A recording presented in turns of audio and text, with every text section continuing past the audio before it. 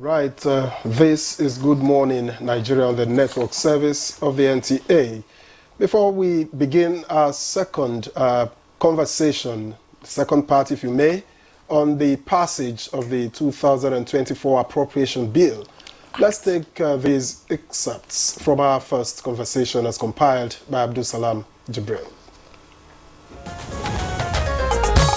We are saying that, yes, the budget is good on face value. It addresses the critical areas of need of the nation. But moving forward, I think we have to start looking at how realistic, how can twinkle as we go along with it. I am of opinion that the increment of 1.2 billion is in order. There's nothing that stops us from doing that. The capital expenditure, look hopeful now with the additional borrowing. The recurring expenditure is there. Our debt servicing is another issue that I think this government has tried to reduce it from 6% to a paltry down to 3 or 4%, which is still okay. But my take is this: it's also important to interrogate our debt servicing so that we're having to use our revenue to service debt. I think this is a critical area I want to like. I also see in the budget our deficit, but on the whole, the budget looks hopeful. You know, the budget is built on certain assumptions, and the major assumption, one of them, is that exchange rate will be 800 naira to a dollar, when we know we are selling foreign exchange at over 1,000. So that itself is a shock absorber. You know, the government doesn't want to bring in so much money into the system because it will fuel inflation. So there is shock absorber in the budget, and with the seriousness I know President Tinubu pursues issues, I know he's going to actually focus on it, and I believe he's going to implement it assiduously. So I think this budget is realistic. In fact, if anything, it's very, very conservative. Like I said earlier, it could have been much higher, but I think government doesn't want to overinflate the economy so as not to have a negative repercussion.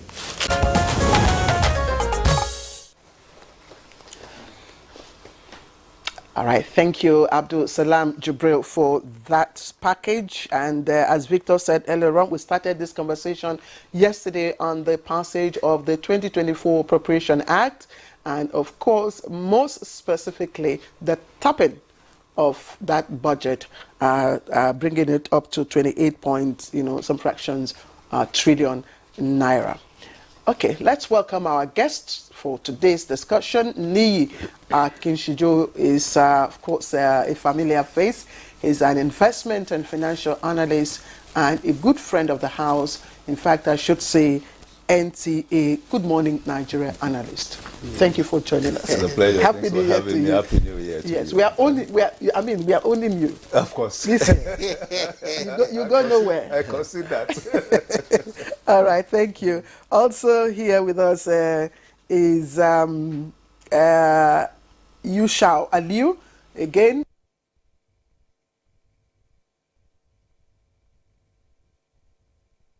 This new year, we have decided to, of course, I don't want to use own again. Before Victor would. Thank you, Yushak, for joining us. And Happy New thank Year. you for always being our partner. Thank you, and thank you for the hangout. Thank you. And we have also been joined on the program today by Obunna Okuku, who is an investment and economic development expert. Yes, a pleasure to welcome you as always. Yeah, thank you for having me. Nigeria. Thank you so much. So, let's begin this conversation. Perhaps I should begin with Niyi and say, what is your first reaction to the 2024 Appropriations Act? No, thank you very much. My first reaction was, I would say it's a good direction. And in taking that position, I had to contextualize the passage, both at the proposal level, the proposition level, that's the budget 2024, at the proposition level and at the passage level, and of course, the eventual signing off on it by Mr. President. First, what is a budget? It's an Appropriations Act, so it's a law. It is also a policy. It is also a framework. But most of the time, these three characterization of the budget don't align. So when they don't align, we have challenges, of implementation. Because the implementation of a budget is not supposed to be the implementation of a federal government policy. It is supposed to provide a framework for other tiers of government and for other sections or segments of the economy to follow. So that is why it's a framework. It's an economic framework. So to a large extent, I am seeing the alignment of these characterizations in 2024. Why? For the first time in a long time, we are seeing capital expenditure as proposed higher than recurrent. And we have also seen an active engagement of the proposal by the National Assembly that moved a proposed recurrent at 10.2 trillion to 8.7 or 8.88 trillion, thereabout. So now that's a conscious, deliberate approach for me by the federal government to say, going forward, we want our capital expenditure to be higher than our recurrent expenditure. And the basis, of course, for economic development, as everybody who knows anything about economy will say, is that you have capital, because it is capital that drives development. It is capital that enables businesses. It is capital that either at the level of bolts and armor, at the level of human capital and all that, that reflects or manifests development in the real sense of it. So for me, that is the framework. I also know, as a matter of fact, that there is also that bandwagon effect. So it's likely that almost states in 2024 will follow this line. Which would also impact, the economic environment at that level. Okay, let's thank you for your opening contribution, Nii. Always insightful as always. Let me again bring in Obuna Okoko. Nii has talked about alignment. The additional, figure of 1.2 trillion. Was spread across some, sectors, like he pointed out, were reduced. The recurrent was reduced. A little was stopped for capital, but statutory transfer was upped, and all that. So I'd like you to look at, because this is what everybody has been talking about. We had discussed the budget presentation by Mr. President before it was assented to. That's the 27.5 trillion. Fine. But this addition, a lot of people are asking for the justification, the justifications given. Are they realistic? Okay, so when Nii was speaking, he said something. He said that the budget can also be seen as policy. Now, when it comes to policy, there's always, when there's a need, then there's a formulation, and then for implementation to be easy, you must have all critical stakeholders come together. So what happens most of the time is, which is what we've been advocating for, a situation where, yes, there are 3 tiers of government, there are 3 arms of government, but when it comes to fiscal and monetary policy management, there are only 2. The monetary policy and fiscal policy. And when it comes to fiscal policy, everybody in this other 3 tier of government are part of it. So if the executive sits to do a budget without having all the critical stakeholders involved in it, I can tell you for a fact, you always have these issues. Why? Because a budget that is designed without having that critical part of the fiscal policy managers who are the National Assembly be part of the formulation. Anytime you get to the point of presenting them, analyzing, scrutinizing the budget before passage, there will always be that inclusion. Why? Because they will always tell you, or the National Assembly members will always tell you, we are with our people. There are critical infrastructure that is required. There are basic things that we need. And then if you don't accommodate those things, they cannot go back to their constituents and tell their constituents, this is what we're able to do. So before I start to implement, I need to be part of formulation. And if them being part of the critical stakeholders in the formulation, which is making the budget, what is, streamlining the budget to what will suit what an average constituents need, at the end of the day, you solve the problem. So back end, if you backtrack, if the National Assembly members, the Appropriation Committee, are part of that budgeting process, it becomes a lot easier. What was the rationale of presenting the MTEF in the first place? Now, this is where it comes from. This entire thing is still within that framework, because the MTEF is like, this is the architectural design I'm going to use for economic development. Yes. Okay? Mm-hmm. Now we look at it back, we'll go back and forth, and everybody agrees, and then we'll say this is how we're going to move. Now, when the budget comes, which is now being able to allocate percentages of envelopes of funds to each critical area of the economy, then this is where we'll now say, okay, my constituents will need so.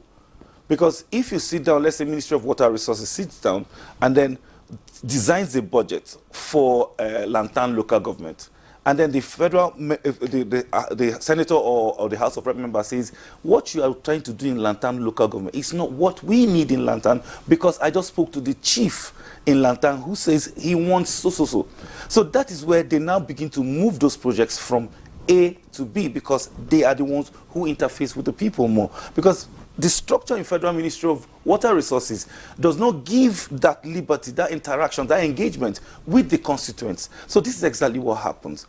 And again, that also brings us to, you asked another very critical question, the statutory transfers. Why did they increase? Because some of these things are they're obligatory, and they are by law.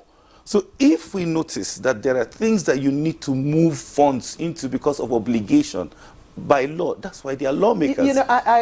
Fine, good. The justification that you have provided is understandable, but others may also look at it from implication on the economy, implication on other economic, indices at the moment, which is not rosy for the country, and that's why you've been shifting, from one end of the chair, for you, you always look at it from the layman perspective.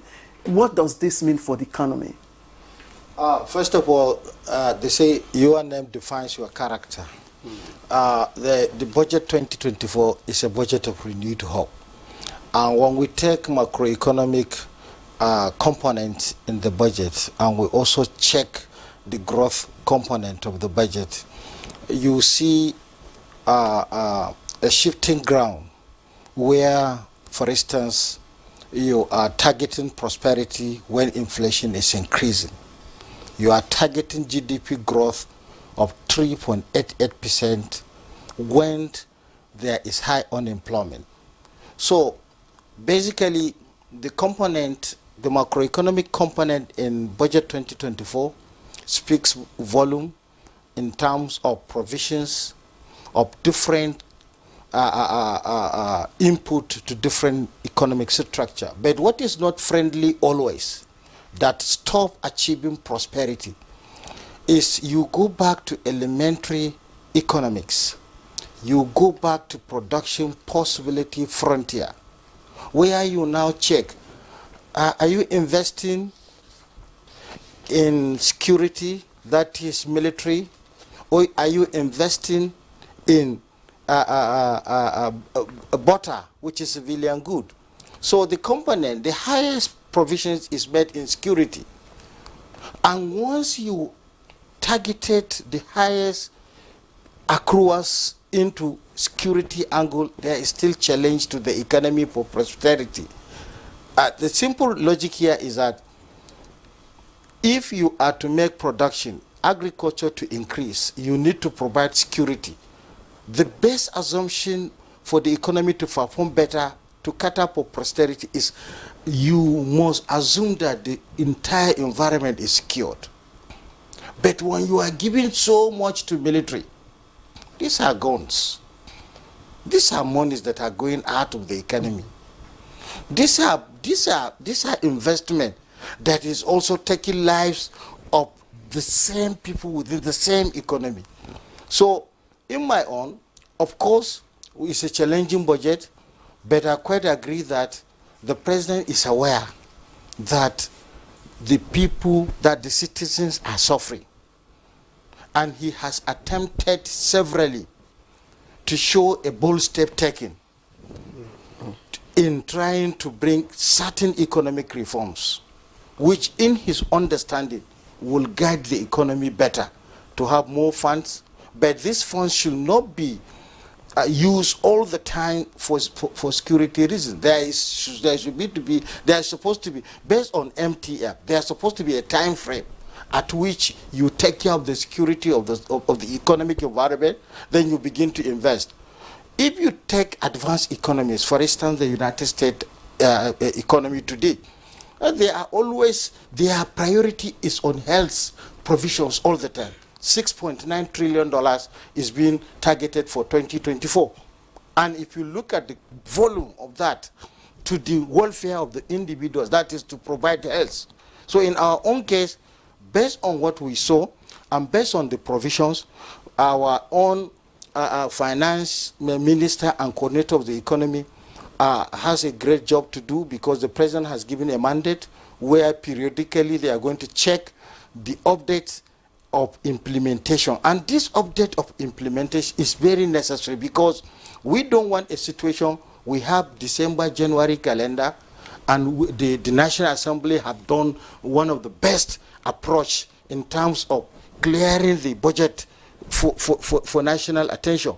And also the president also has stood on ground to make sure that this December calendar picked up 1st January. So, but what we are hoping is that the performance should not be 40% at the end of December. Yes, we want performance to be an average of 80 and above. That will help the economy. That will help prosperity. That would be marvelous. I had also expressed that worry, that it's not about the figures. What is the level of performance at the end of the day? When you see the huge figures, are we likely to earn it? Now, some members, some National Assembly members had also expressed worry, expressed concern about the pegs. 800 naira to $1. Are we there? Can we get there? These are concerns. If we are unable to get there, then we are beginning to run in deficit from day one. And so you talked about security and giving a lot to security and all of that, but you realize that you cannot develop when there is insecurity. Surprises like you get in Plateau, like you will get in Imo. If you don't take care of these things, yes, the monies go out because we don't make the gadgets that they will procure. But if you don't take care of security, the citizens can't enjoy the rest of it, whether education, health, and the likes of them. They will keep getting destroyed and the citizens can't enjoy it. And so you don't see the justification for trying to deal with security, because we know that this security issues exist. What I am trying to portray here is that the challenges of our appropriation, before you get prosperity, President Buhari in 2020 was very ambitious to have collective prosperity. And here we are today. President is lamenting, is aware that people are suffering. And when that is brought to a table, we have to check where are we getting it wrong, as government, as people. We cannot continue to kill ourselves and then to introduce concepts that will now, the funds that are to be channeled for healthcare will be channeled to security. That is the challenge I'm trying to portray. We as people, some of us who are analysts, the media, the traditional institution, the clerics, we have to come and tell ourselves the truth, that until we change our attitude to live as citizens. One fundamental factor, if you are to make cost implication of losing Mondays in the southeast, and what that means to our prosperity as a nation, you cannot quantify it. And it is not the federal government that will change that. It is we people. So, but what basically I'm trying to bring is that for people to understand that before we get what we want from our economies, until when we begin to accept the economy and become friendly to the economy, so that we will go back, we cannot go back to the elementary class where you have challenges, you either to channel your entire taxes to security, or you channel them to butter, which is civilian good. All right, Bishop, I get you now. Yes. Let me get back to Niyi and ask what you make of the appropriations to critical sectors like health, education, and the likes. Sufficient? Of course, given the total budget. Agencies across the world will talk about certain percentages to education, certain percentages to health, and all of that. Are we there? No, we're not there yet, but again, sometimes we review these figures in alienation of related agencies. So if you look at education, for instance, we should not review just Ministry of Education. In education, you have SUBEB, you have TED Fund. In fact, TED Fund in the whole hierarchy of the budget has one of the highest capital allocation, you know, and which was, for me, very impressive, because it means that the federal government is saying we are going to develop the boat and hammer, I mean the structures in the tertiary institutions and all that. Then, of course, you also look at the Ministry of Health, look at the health consolidation, the health programs, and the vote, and that is 1% of the consolidated revenue, you know, of the federation. So we should not just look at the ministries alone. We look at the agencies and the departments, what have been allocated to them, for us to have a broader view of the allocations. I think so far so good, and the idea of the 800 to $1 for me is realistic. I am a trend follower. I follow trend. Over the last 6 months, we have seen depreciation in the real sense of it, so much that even at the official markets, $1 to a naira went as high as 1,009 at the point in time, and at the black market went as high as 1,300 at the point in time. Now we are seeing a reduction, you know, to 1,200 plus, the lower margin of the hundreds of the 200 plus. So I think with the appropriate policy, and I think that policy is being implemented as of now, it's likely, not in the immediate, but over the next 4 months at the official market, first to achieve that 800 naira. And then going forward, before the end of 2024, it's likely the black market will also fall under the 1,000 naira range. How is that possible? Because I'm also wondering, because the target is to bring down inflation to 21.4%. Right now we're doing about 27 point something percent, and 28. And at 750. The federal government was targeting 21 point something percent. That's about an hour. And I'm wondering, now you say 800. So how are we likely to still meet that target? And how is that likely to also impact on, you know, the macroeconomy, inflation, for instance? You see, the relationship between foreign exchange, you know, and inflation is principally about exacerbated inflation rates. So the higher your foreign exchange, the most likely your inflation rate will be higher, because we have an import-dependent economy. Yes, that's what I'm asking, because the National Assembly upped the exchange. But we are looking at what the rate now is in the markets. The rate in the market is above 800. To even achieve the 800 naira to $1 rate is what some people would describe as a challenge. That is a challenge. What we have now, over the last 4 weeks, we've had over 900 at the official market. Either at the autonomous foreign exchange market or at the exporter-import market. And at the black market, we've had consistently over 1,200. So it's like an ambitious target to say that we are going to make it at 800. So if you actually we are able to reduce that rate to 800, it will reflect on the inflation rate. But Niyi, I'm sure we heard you when we were discussing the 750, peg, and everybody seemed to agree, that 750 was, a stable, a comfortable peg, very realistic. So what changed from 750, and what was the prompt for the National Assembly, to increase it? One, the National Assembly was looking at a realistic threshold. Just like I said, achieving 750 is a challenge. It means that you have to deploy so many instruments to reduce that threshold from 1,000, for instance, to what we are projecting. But again, there's nothing wrong in that increment. We need to be broad-minded about our figures, seriously. You see, at 800, it means that you will have more money to spend on the economy. And if you are talking about budgets, a national budget, you must also look at your purchasing power parity. When people raise issues around, our budget is $32 billion, it is not so much. It is just this figure that is so much. We now have 28 trillion and all that. And I say, okay,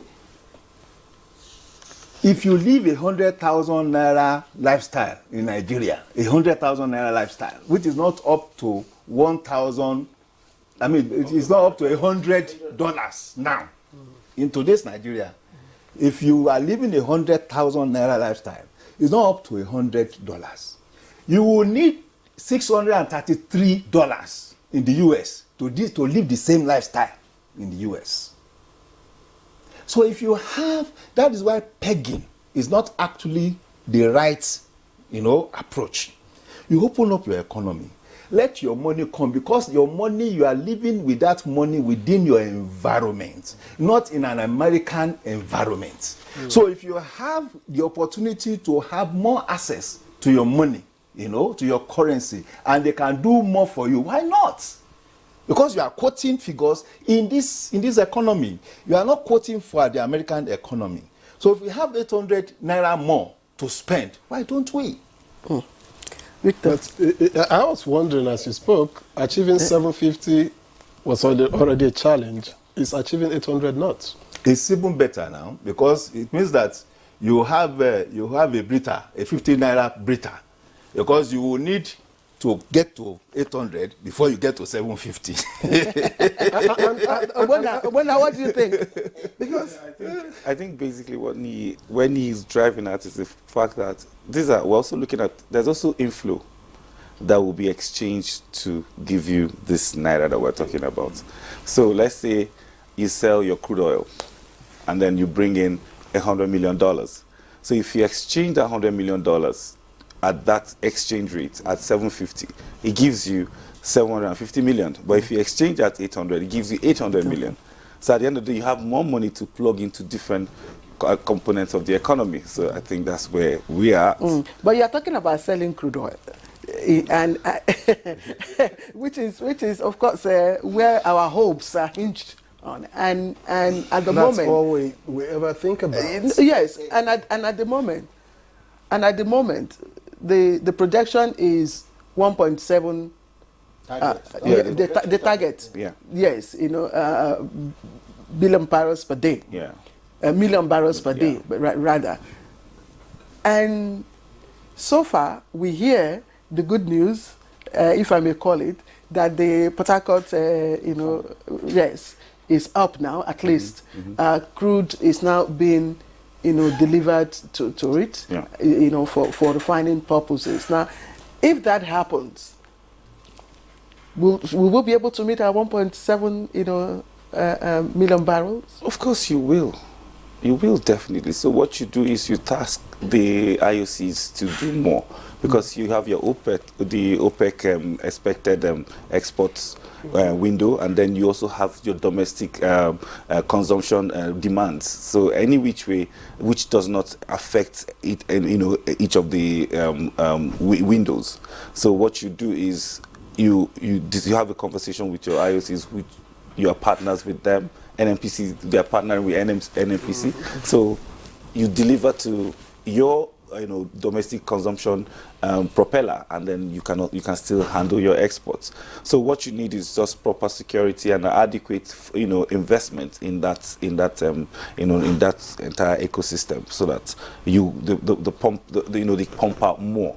Because whether you like it or not, they need it. They need the more they pump out, the more money they make as IOCs, and then we also. It becomes a win-win for both both participants. Let me ask you, Shao. Can we keep talking about oil because that's all we have apparently, but forex is a challenge, and the only way we are talking about these pegs because it's all oil dependent. Yes. Can we talk about industry? What do we need to do? And how does this budget address industry, manufacturing, for instance, in the country, which has the capacity to give us more than just looking at oil? Yes, Mr. President has a good approach to that angle, because he has been to Germany and has invited seamen to come and add value to our energy requirement. Once you don't have energy requirement, you don't have a secured environment, you don't have potential investors, you are in trouble. You cannot industrialize. No history. The history of the Europeans, the history of the Asian tigers, the history of the Chinese revolution, all is attached to industry. I bet you can grow industry when you grow the small and medium enterprises when they are functioning, when the microfinance are functioning. And once you are now, it's just a different opinion as regard to the pegging of 800, 750. The National Assembly is just being so intelligent enough, based on history, for the executive to peg low rate and then more income, and at the end the distribution and or allocation of resources becomes a subject of concern. But however, all these macroeconomic ingredients, is relied solely on the performance of the central bank, the MPR, the decision to MPR to attract investors, the decision to MPR to reduce inflation, and also the decision of macroeconomic growth rate of the bank. Let me give you a clear explanation on this particular exchange rate pegging. If Port Harcourt, that's on an assumption, if eventually Dangote began to produce, and we also take the production for consumption, we are expecting the resources that elsewhile the potential importers are taken from that window will begin to have liquidity. If Port Harcourt refinery picks up and we also take that production, we're expecting that to respond to our liquidity challenge. And don't forget the fact that also Mr. President has been to Saudi Arabia, and the Saudi Arabia is attempting also to make an intervention, but you don't know through which angle for the liquidity. So immediately when we have that liquidity, it is expected that the exchange rate, Naira, will begin to appreciate a bit, so that the purchasing power of income groupings in Nigeria will begin to breathe. And also you control inflation. There is no way when income remains stagnant over a long period of time that you expect GDP to change. You cannot also forget the fact that Mr. President is targeting an economy in the next 3 years with $1 trillion economy. And all this require efficiency in maintaining liquidity. And that is why we call on the central bank to educate Nigerians on the recapitalization exercise, so that if you as an investor and you want to invest in agri-processing industry, you can access within the domestic market. We have seen most of the provisions in terms of reducing borrowing. We have seen some element of reduction in deficit based on the fact that there is an increase in accruals.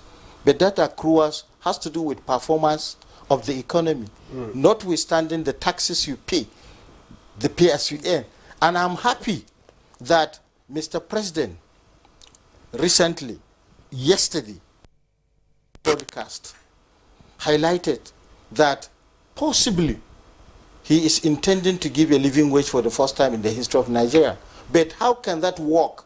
That's another. That's a big question, and we will look at it. Living wage is another question. We will look at it if the feasibility of that, happening this year.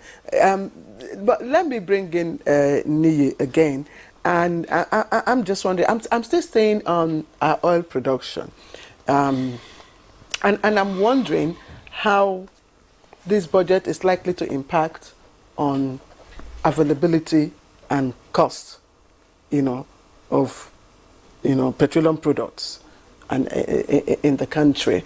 If Port Harcourt is expected to produce 60,000 barrels per day, and the first half is only what has been done now, the first half of the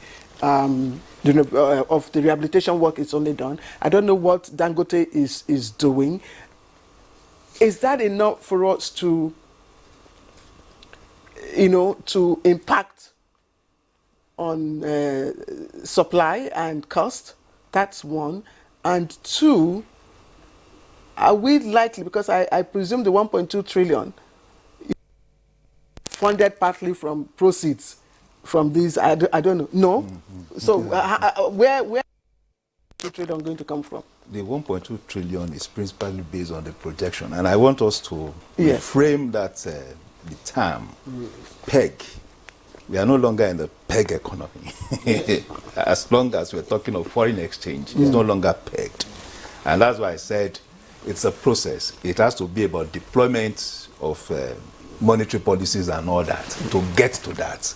So the government is projecting that in this year, the exchange rate will be stated at 800. Initially, the proposal was it will be stated at 750 naira to a dollar. But now said, in consultation with the National Assembly, I thought, okay, let us make it 800 naira deliberately. Because with 800 naira, you are expecting a certain volume of foreign exchange into the country. So when you exchange, you have more money, And I stay by that. Because for me, it is not about comparing our living level, in Nigeria to what happens in developed economy. We must look at our economic existence within our domestic economy. So that's 800, the 1.2 trillion will be generated, one, from the exchange gains, what you call exchange gains, more or less. Then they also reduced certain expenditures, especially how do I call it now, the professional bodies.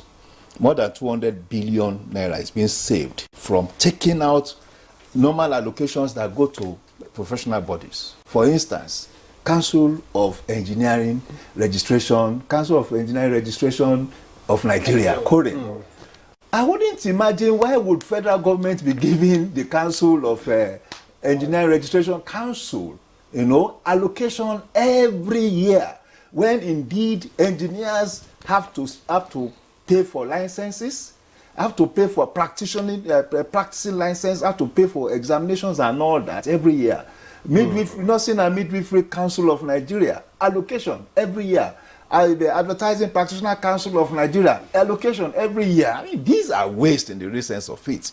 So the fact that we have people now who are using torchlight to look at our expenditure profiles, to see those ones that are waste in the real sense of it. It's better. So those ones are being saved now and then being reallocated or directed into more functional, well-needed aspects of the economy.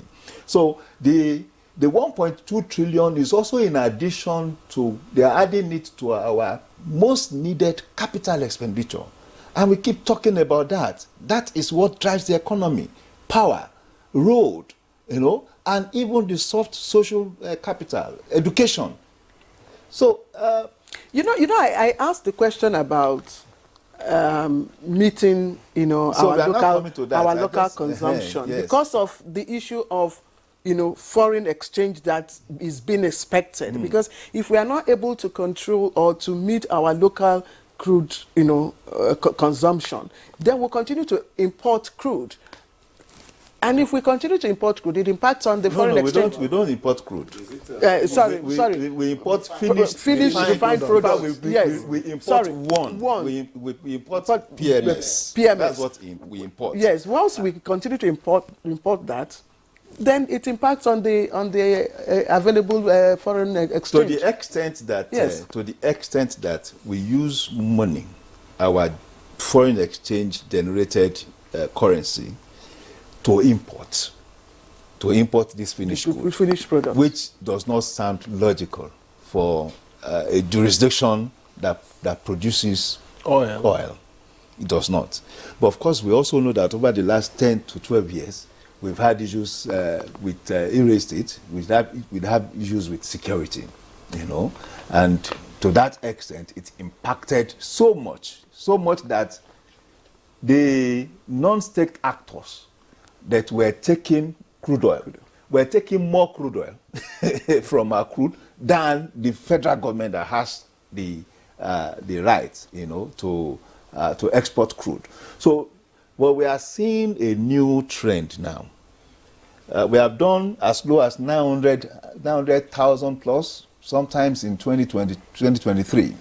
We are now seeing 1.4. The last we had 1.5 in November. No, I think it's 1.35. No, yes, when 1.35 yes. Crude, you also have the condensates. The condensate is our own key leveler. If you are we do 200 and something thousand condensates, and that is not under OPEX allocation quota. So we. And of course, the price is just $2 difference. So we usually merge it when we are looking at our total production. So we have done 1.5 in, I think, in November. It fell to 1.3 in December. I am believing that since we are able to boost ramp up production from that low of 900 to 1.4, what's the process that helped us reach that threshold? Should be there, will be galvanized. And of course, the government knows that there is a need to achieve this target, of 1.7. I think we can. And we should be able to do it. You asked the question, how does this whole budget translate to industrialization? I've been a bit concerned with that because pretty much, whether you like it or not, there are pillars that support industrialization. First... Yeah, you look at skilled manpower. So that's where education comes in. So if we're putting a lot of money in education, that means you want an informed citizenry, you want skilled power, skilled manpower, to infuse into your economy. You look at things like your market, access to market. So your ability to, support the infrastructure as regards when it comes to your export windows, being able to add value to the products that you have, are all still tied to, your infrastructure, the support you're providing to your infrastructure. So you're able to, take goods from the farm gate up until the, the export, corridors. Now you look at the next thing, which is what I call a project development stage. So you need that adequate knowledge to be able to, so that's where education comes in again, for you to be able to design what you need for you to be able to get the entire ecosystem to work. Then it brings me to the next one, efficiency. Now, efficiency within your system, I'm still talking about the pillars that support industrialization. So with that efficiency, so one, you must have your bureaucracy working. So you must have that understanding, then you must have that infrastructure that will work. So everything now, links together to help you. Then again, the most important and critical one for me is the way you have been able to structure, your what technology transfer. Now, because some of this technology does not, exist within our sphere, that is where investment promotion comes in. So you're able to pull those who have the known knowledge or technology to come into your sphere, because foreign direct investment does not just come with monies, they also come with that transfer of technology. So when you have done your indexing to know which are the core areas you want to go into, look at our solid mineral sector. A lot has not happened in our solid mineral sector because it's not been galvanized properly to turn it to a cash and income generating a revenue generating ecosystem. So as we do that, you'll be able to find yourself increasing your FX, increasing your GDP. And then again, I always say this, you cannot do solid mineral without having a railway system, because some of these metals are so heavy they can't run on your roads. So the investment, the investment in our rail system, we need to intensify. So we are still speaking about infrastructure. Of course, power is very important. Like my colleague mentioned, the meetings with Siemens to see how we're going to boost energy consumption and the energy production, so that it will help in our industrialization. This will also help ease off the funds that we're talking about, because some of the people who are still importing a lot of raw materials here, almost 80% of raw materials we use in Nigeria are all imported. The APIs in the pharmaceutical industries as the active pharmaceutical ingredients are all still gotten. We assemble as small as paracetamol in Nigeria. So until we're able to get these things to begin to work. So that's why I believe in the hope that is being brought into this budget. Again, don't forget, hope in the sense that now we have removed subsidy. So this is the first time we're having a budget cycle without subsidy. So we'll now know this is where we are. This is who we are. So we'll make our clothes according to our size. All right, Yusuf, I want you to look at the private sector financing the budget deficit, and part of or a large chunk of the funding is expected from the private sector, according to the breakdown. This is a private sector that is, burdened with, what they would call unfavorable, monetary and fiscal policies. I mean, high interest rates, inflation is going and all that. So what do you think? How can, this budget address the issues, that affect the private sector, such that, they will be able to also meet up their own part of this deal? It's like what we mentioned initially. Private sector to function requires first secure the environment. Agri-processing industries that can attend to the domestic need require secured environment to make production. Processing industry requires energy to progress. Not only that, friendly policies, ease of doing business. Many investors are looking after our economy, but they are afraid of many factors. The MPR that is attracting them is not friendly because the central bank is not yet stabilized.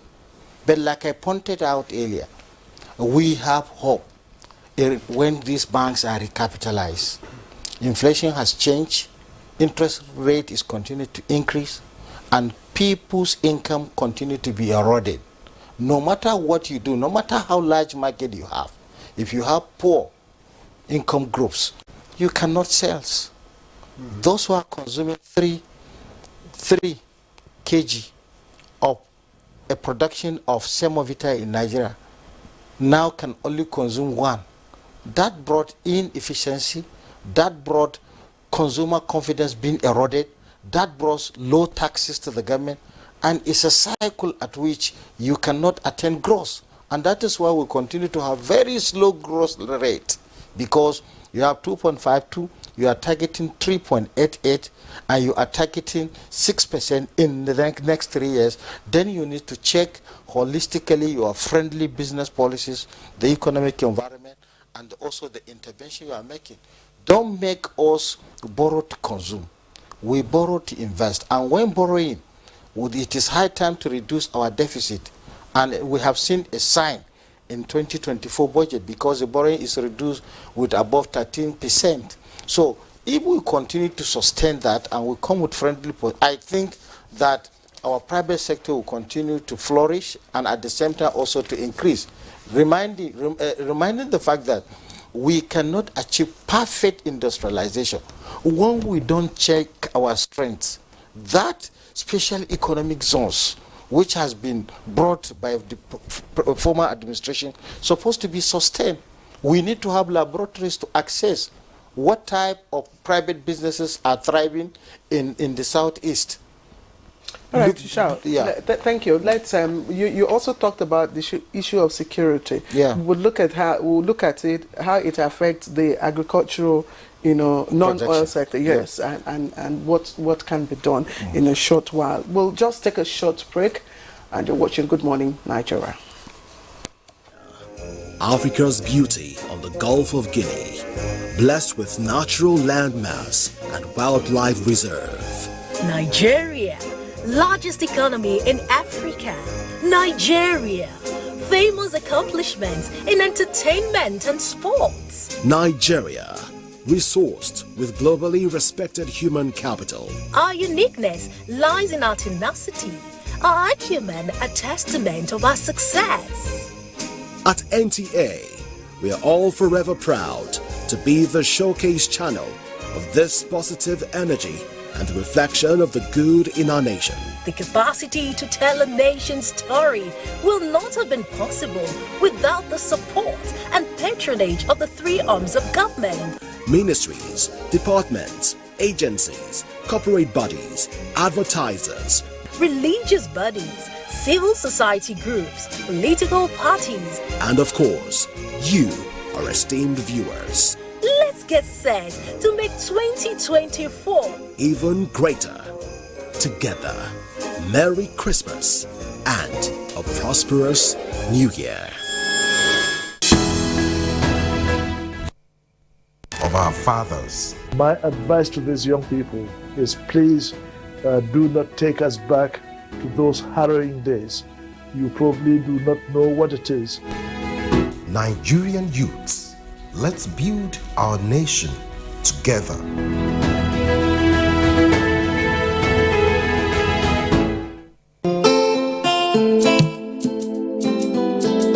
Nigeria means unity. Nigeria means freedom to me. Nigeria means greatness to me. To Nigeria is indivisible. There is nothing you can do. We all have to savage it together and learn to love each other. We are indivisible. As a mother and a leader, I will always preach for peace and unity in this country, because that is the only thing that will give us progress. Though tribes and tongues may differ, in brotherhood we stand, and it is the woman that does that.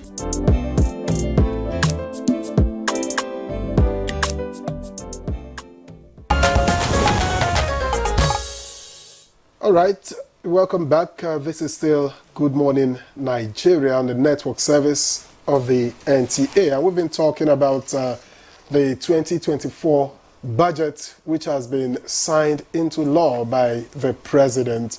And our guests have been doing a yeoman's job. But let's see, gets to Niya Kinshiju again. I am always concerned about the common man. The common man. There's no common man. How now. does this put food on the table of the common man? Put money in the pockets of the common man? Yes, Mr. President has followed up by talking about a living wage. It also leaves the question of what is a living wage and will it be paid? And you also want to talk about refineries. Oh, Port Harcourt is up and running. How does this translate to, cheaper pump prices and people being able to put their vehicles on the road as we speak. A lot of people, vehicle owners, don't fancy it anymore. Nobody even wants to buy. It's become a liability. How do we get the common man into all of this to live? For the purpose of declaration, I am a common man. Okay. Welcome to the club. well, debatable. Well, I don't know because she's a woman. She doesn't know about common women. Well, I know that the biggest challenge confronting the Nigerian common man is food. And that reflects in our inflation CPI, the Consumer Pricing Index. To a large extent, inflation food constitutes close to 70%. It used to be 50%. Now it's about 70% of average household expenditure. So it means that when a man or a woman earns 100,000 per month, for instance, such household spend close to 70,000, on food. So it's a major challenge. So what do we now review what government needs to do? Yes, I know for certain that there is a contemplation of employing 500,000 hectares of land newly in addition to what we have for food production. There is an encouragement of the Bank of Agriculture and other financial institutions to support agriculture. The level of achieving these targets are still, speculative. We can only conjecture, but I think there are how do I call it? There are direct interventions that are ongoing. But again, the major problem is that we have about 40 to 50% constituent of imported food inflation, because we still import a huge quantum of our food supply into the country. And as we go back to the forex rate again, the higher the rate, the higher the cost of importation of this food. So it's something that impacts us. But I am hoping we have the first basic factor of production into the agricultural line, land. We have that. However I want to use it, we have that. So it is just now for the federal government, and most importantly, I think that is where we need to percolate this policy. The local government should be actively engaged in the production, in facilitating food production, because that is the type of government that is nearer the subsistence farmer. Either we like it or not, 80% of food production is still dependent on subsistence farmers in Nigeria. Maybe you should ask local government where they exist. Are they allowed to exist? Well, again, that is a systemic thing. And it would have to be addressed, because if we don't, there's no way we will issue policy positions in Abuja or even at the level of state capital that it will impact what is supposed to, that will achieve what is supposed to do in my village. My people in my village, 80% of them don't know the next local government. They don't know the state capital. I know people who had never stepped their feet in the state capital of my state. All they know is that 2 kilometers radius, that's where they have their hospitals. That's where they have their schools, whatever little businesses they do. That's what they do. That's where they have it. So we need, if the local government truly, I don't want to believe that there's no data yet. I'm a data-minded person. If truly they are not functional, it means the Yorubas will say, you this man, this load you are carrying is bent. And he will tell you, look under, my feet are bent. So if we don't get the local government system correctly, most of the policies we are issuing at the metropolitan level, will not impact the grassroots. The downtrodden. All right, Nia, thank you. But again, Ogbonna and Yusha, everything still boils down again to security. Whether you are talking about electricity, if you don't have security, the equipment will be stolen. whether I talk about pipeline, thieves will go there. You know, whether I talk about agriculture, food, of course, we know what is happening. So security is still paramount. And fortunately, since the tenure, you know, of the last administration, you know, President Muhammad Buhari, up to now, security has been getting lion's share of the national budget. But we still have, you know, violent cases of insecurity in different parts of the country. I mean, we all know what happened in Plateau. You know, Northeast, there's some relative quiet in, you know, the Northeast and the Northwest, you know, but the North Central and the Southeast. Okay, so that brings me... Yes, so what can be done, you know, such that this budget can make meaning? Okay, so if you look at it, 12% of the total budget is being, you know, given to security when we are not at war with any country, right? So that simply means that there's an issue, because if you can imagine moving those funds to education, infrastructure, it will help us a lot. So in the wisdom of the 10th National Assembly, the Southeast Caucus came together, led by Honorable Benjamin Kalu, launched a program, a 5-year program called Peace in Southeast Project, PICE-P. Now, the Vice President came to represent the President in Bende, local government. That was on the 29th of December in Abia State. The Emir of Kano was there. The Sultan of Sokoto, represented by the Emir of Bichi. The Oni of Ife was there. Obi of Onitsha, who was like the host. There was a declaration that day, which is we support peace. And what is PICE-P all about? PICE-P is about using a non-kinetic measure to solve the security issue. Because first of all, we're looking at ourselves. Why are we fighting ourselves? Be it IPOB, be it Igbo Ikenga, be it Ohanese, everybody is pointing at one thing. We are all beginning to affect ourselves. If the Southeast, from sit at home alone, is losing trillions of naira, and then a lot of assessment has been carried out, you know, to find a needs assessment. What are the issues? Engagements have been, you know, have gone on with the International Republican Institute. They've been there doing research every month to find out what are the issues. These are basic issues. People don't feel they are part of a nation. Why? Because you're not giving them the right infrastructure, they're not being engaged. So these things are the things that, you know, dovetail into agitations. So now we're using a, you know, this 8-pronged approach. Let's provide those infrastructure. Let's engage our people with better education. Look at it. How can we forget the Aba Boy system, which is a global, now global apprenticeship system in the Southeast? Everybody's forgetting that that exists. Now, the Harvards of this world are beginning to study that system. Tomorrow they will borrow it and restructure it, and it begins to work elsewhere. So we're looking at how to revamp those kind of systems. So both formal and informal education system that is paramount, that is peculiar with people in the Southeast.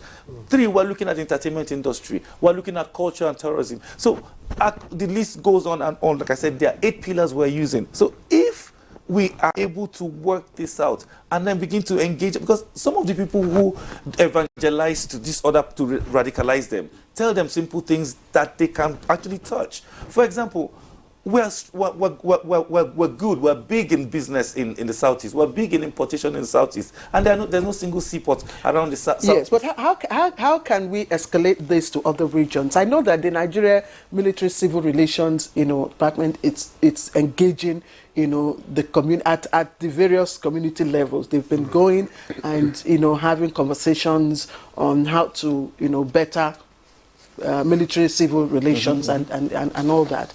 But how can, you know, the different security operatives, you know, apply, you know, the same strategy that is being used? Yes. No, that's why it's becoming an acceptable way, because I mean, even the NSA office have actually embraced it. They say, one, if it works in the Southeast as it's beginning to work, because I mean, the campaign is up and running. Everybody's seeing the engagement. Everybody's interested. Nobody wants to spend money to kill one another. Nobody wants to allocate funds for, you know, to maiming your own people. So If he's working in the southeast, he worked in Niger Delta. Yes, of course, we might not have gotten it so well during Yaradua, but I mean, we tried and it worked because I mean, they said, everybody drop your guns. Let's have an interaction. Let's have an engagement. So that's the conversation. That's amnesty. Amnesty. But they started working in the southeast though, because the sit at home hasn't ended. No, it's still in progress. So it was It's just launched on the 29th. It's just in progress. We've been working for the past 6 months, and I tell you, the National Assembly, the 10th National Assembly, the Southeast Caucus, they've given so much support to this program, and then they are leading from the front. Benjamin Kali is out there saying, Udo Kama, we must bring peace. But amnesty has been a contested strategy among various security risk management experts. You sir, you want to wade in here? You said you're not listening. I said amnesty has been a contested strategy among various risk management experts. As a measure to probably curb insecurity, especially in the northeast, northwest, and north central.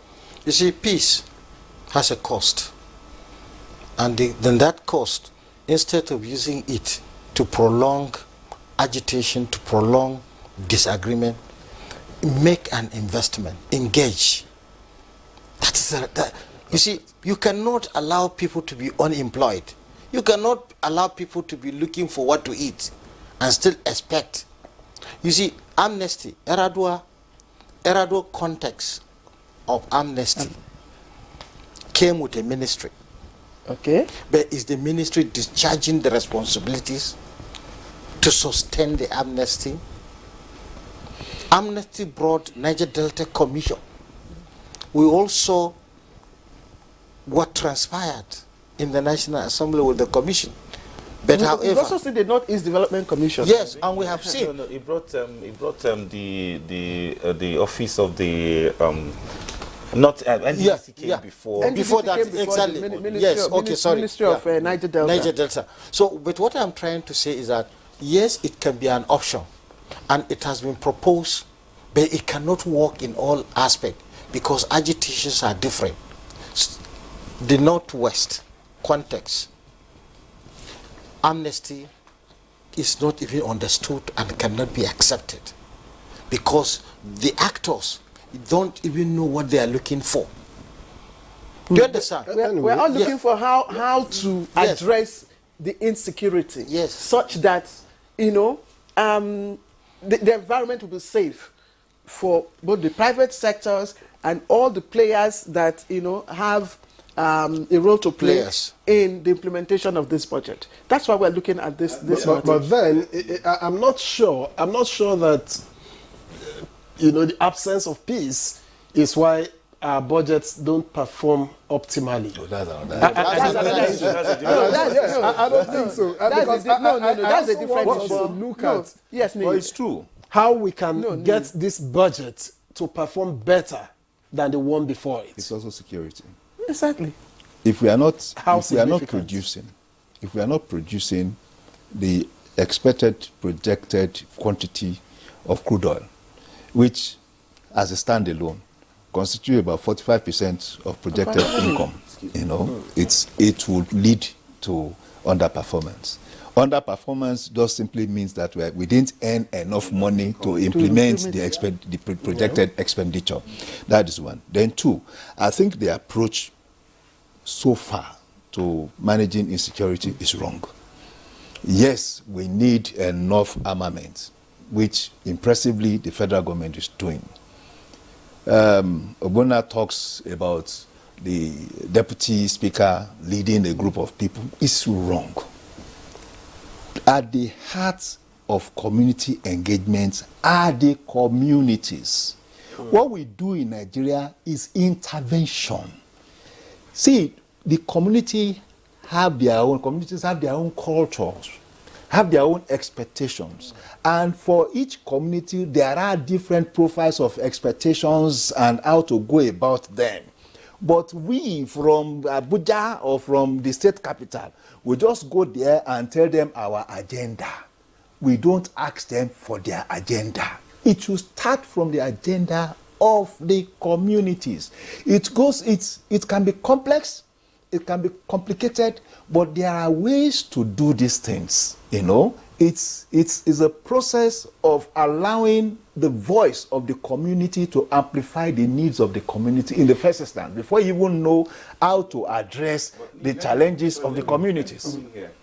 On the other hand, that's on the contrary, this is actually is the other way around. That's why I said the communities were. You heard me mention Ohaneze, you heard me mention Akikenga. Those are the town unions. Those are the people the engagements have been on. In partnership with the International Republican Institute, we have been engaging these people monthly for the past 1 year. As we speak, the communities are speaking. That's why I told you the issue of infrastructure, of seaport, did not come from Abuja. It came from the fact that people who are being pulled to come into some of this radicalization said, we are being told that, see, our people are traders, okay, and then we don't have a seaport. So it didn't come from Abuja, it came from them. So that's what I'm saying. The interactions we're having, which is why everybody's embracing what we're doing, is the fact that it's actually organic. Everybody is engaging right now. Yes, we are running out of time. Where is the place of technology in all of this? Because, you know, at a time, the Gulf of Guinea Coast, was number 2 or so in terms of piracy. Number 1. Number 1. With the introduction of the deep, I think it's blue economy. Deep Blue project. Deep Blue project. You know, I don't think we've recorded any, any attack, on that Gulf. So that shows that application of technology can also be very, very useful in dealing with insecurity, especially when it comes, to pipeline, vandalism, crude oil theft, and banditry. Well, if I should come in here, yes, technology very, very important, but I still go back to the people. In fact, we should commend the authors of the Petroleum Industry Act. Embedded in that act is the 3% turnover by all communities, oil companies, to communities. Now, but for me, I have not seen how that had translated, to pacifying the communities. And this, again, is part of the approach I'm talking about. The communities are expecting 3%. Whoever are managing this 3%, one way or the other, are sidetracking the communities. And the communities are not feeling belong. There's no way you put technology on the pipelines if the communities are not protecting those pipelines. The technology would be abbreviated, will be breached, will be destroyed, because it will be with the active connivance of the communities. See, to drill a hole into some, what do you call it, into some pipelines, takes every instrument. It's not just that you go there and it takes every instrument. Sometimes these pipelines are buried more than 6 feet down. So you need to dig out and then carry your equipment. You have villagers and all that will see you doing all these things. Until the villagers are conscientized enough to understand that they have a stake in these things, in the protection of these things, we won't be able to achieve much. I'll give an example from what happened. In 2005, I led the company who bought over LMA Petrochemicals in Dorama Group, and then they bought over LMA Petrochemicals. Now, we designed a model which is still working till tomorrow. The community owns 5% of LMA Petrochemicals as we speak, LMA community. So everything you do, every agitation you hear in the Niger Delta, nothing ever goes wrong in LMA Petrochemicals. The company still continues to work. Precisely. So, I know that. I can testify to that because I was in River State. But just in 60 seconds, Yushak, the president said implementation will be measured. And whoever does not meet the mark... And the National Assembly said they will monitor. And that is a subject of efficiency and accountability. And that is what we are expecting. But however, monitoring and reporting, evaluating and reporting, whatever that the president has received as report, the Nigerians need to know the report. Victor. Well, I would have loved to talk about performing ministers underperforming who will be shown the door, but it's okay. We'll leave that for another day. I guess we're going to get. Sorry about it. Yes. All right. Let's of course do extend our appreciations. Yes. Lydia Kishiju. Yes. Financial analyst. We thank you very much for coming on the program. Pleasure as always. Of course, we have Obona Kuku and Yusha Aliyu. We say a very big thanks for joining us on this episode of Good Morning Nigeria. Thank you for coming. Thank you very so much. Foreign.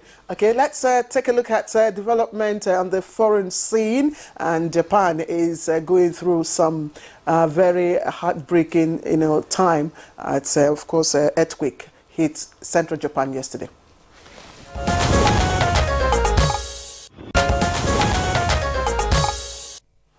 All right, quite unfortunate for Japan there, but we always pray for them and also those in Israel and Hamas. Yes. All right, that's Good Morning Nigeria for today. Join us again tomorrow. I am Claire Adelabu Abdulrazak. And I am Victor Azur. Do have a pleasant day ahead and enjoy your day.